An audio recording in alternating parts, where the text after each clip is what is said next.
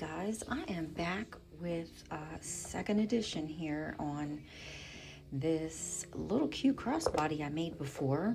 Here it is. I made a video about it, but this time I'm remaking it slightly different, and the reason is it barely clears my iPhone. I have the iPhone 17 Pro Max, so anybody with a Pro Max phone with even a thin kind of case on it, it's a little difficult. I mean, it does fit, which I can't show you right now because I'm using my phone to record, but it's really a stretch.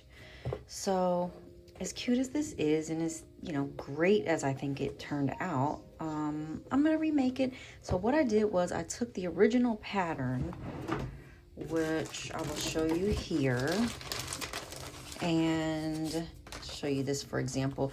I made everything an inch longer. So like this is the original, obviously, and then I added an inch onto it. Cut my leather pieces, and then I used, to make it easy, I used my scratching awl just to mark the holes, so that way when I did use my press to make the chisel marks, they were already marked for me. And then you might see I have notes on here where I counted the holes because I want to make sure everything's going to align properly. So I counted and just wrote that down for reference. So yep, everything, all the the panels here are going to be an inch longer.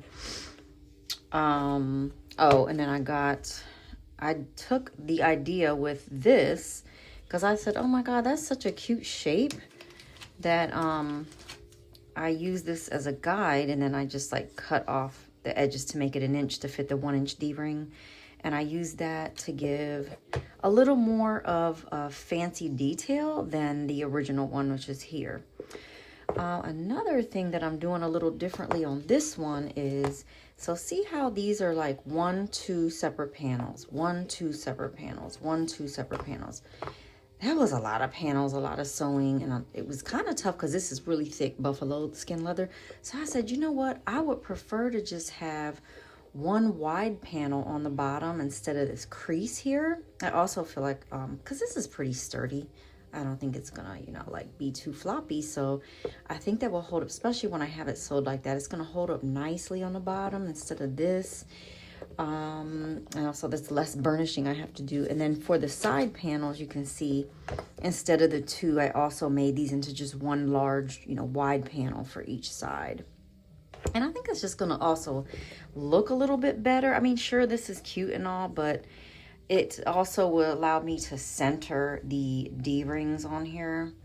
And I just think it's going to give for a more streamlined look. So stay tuned for phase, I don't know what phase number it is, but the next phase. And then I'll do side-by-side comparisons and stuff as I go along. I just wanted to show you how I do my saddle stitch, just to give you, some action, show you some action. This little pair of pliers helps a lot with, so my hands don't get so cramped up and tired. So I pull this semi-taut, put this in here to try to avoid splitting the thread. Just pull these real tight.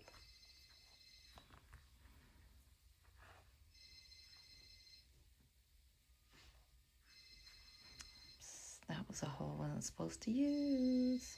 1, 2, 3, 4, 5, 6, 7. Okay. This is why it helps to know the hole count, so you can make sure stuff stays in alignment.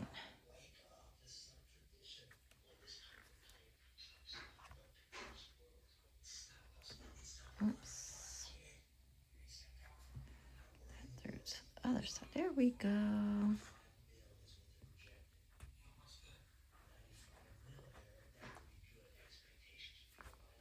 I'm going to show you how I end the stitch. So you can see I'm here at the end of this.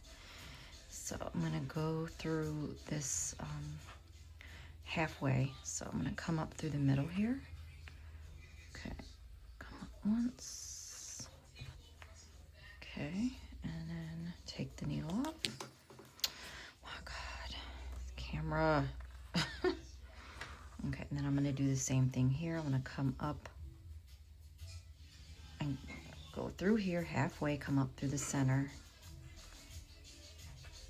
Okay, pull it tight. Okay, so now I'm gonna take the needle off. Now, I don't know what everyone else does.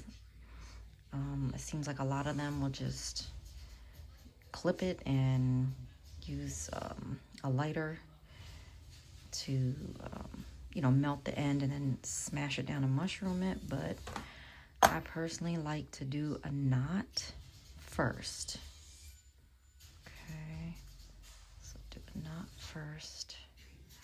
Use this to try to get it as close as I can. And then I use my nail to really drive it down and tighten it. Okay, do the same thing with this.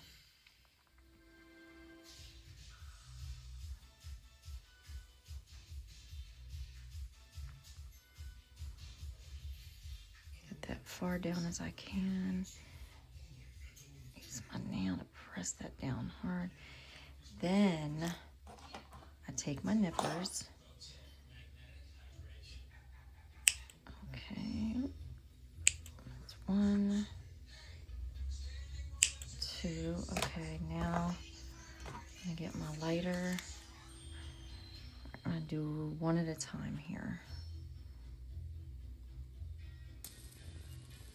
Actually, I hurry up and smash it down with something metal.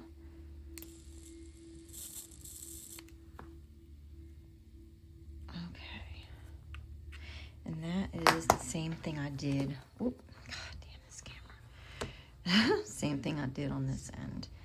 And I'm not real worried about it because, like as far as being able to see it, because it's gonna be, this is the bottom of the purse. So that's how I do it. Here's where I'm at.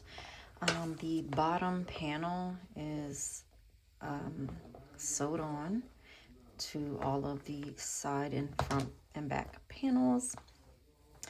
So here's where we're at, y'all. So I think that's gonna be a pretty nice size little, pretty much I would use this for like, you know, going somewhere where I don't want to carry my regular size purse. So now the next step is gonna be probably gonna sew on, I don't know which one I'm gonna do first. But I wanted to show you guys this again. I know I showed it in a previous video, but these are called positioning pins, and these mofos are everything.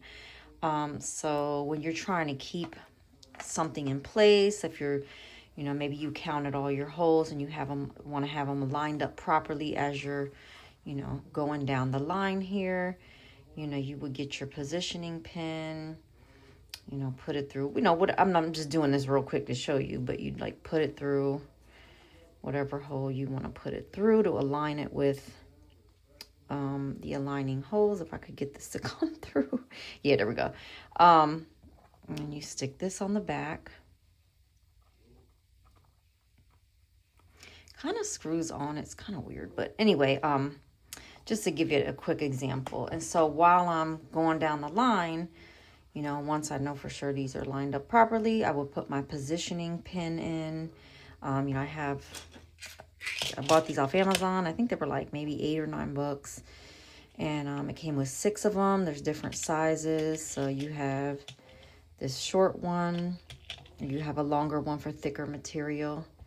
And these are all the same size. Just go on the ends. Highly, highly recommend these. So if you go to Amazon, just search positioning needles or positioning pins, and it'll come right up. So I just want to show you all that. Here it is, the side-by-side comparison. So I completed this today. This is the remake, the 2.0. This is the original. As you can see, the original was at least an inch or so shorter. And it had these double panels all around, and I made this one with just single panels all around. Now, oh, and I made this a little fancier than this one, but it fits my iPhone very nicely. And you know what? On this original one, I attempted to burnish the edges. So first I took that little, I don't know what you call it, but it's a tool. It looks like a fork at the end. It's real tiny, and you shave off the like rough edges, and then you use that burnisher to get the edges smooth. But with this leather, for some reason, it just never burnished, and it just didn't do good. In fact, it made it look kind of dirty. So you know what, I'm just gonna leave this natural, and you know, I like it natural. And so I want to show you what it looks like. I actually switched the strap with an existing crossbody that I already had from Amazon that I was using for another person. Guess what? It is a perfect match. Oh my gosh. So here's what it looks like. I think it is so adorable. Love that I have this wide strap already, so I don't have to buy one. And it is just, oh my God, I love the 2.0 version. Brand new strap that I never used, and I said, oh my God, I bet that would look perfect with this little brown purse that I just made. So which one do you like better, this one or the brown one that I showed in the previous part of the video?